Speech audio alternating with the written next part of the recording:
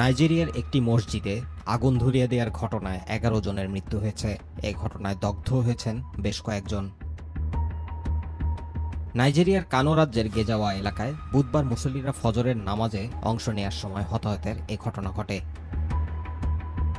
মুসল্লিরা নামাজ আদায়ের জন্য জড়ো হলে এক ব্যক্তি মসজিদে পেট্রোল ছিটিয়ে আগুন ধরিয়ে দেয়। এর আগে সে বাইরে থেকে দরজায় তালা দিয়ে দেয়। এতে মসজিদের ভেতরে প্রায় ৪০ জন মুসল্লি আটকা পড়েন।